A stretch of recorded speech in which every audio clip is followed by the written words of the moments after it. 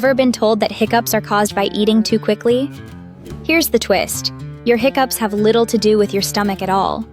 The real culprit is the diaphragm, the muscle beneath your lungs.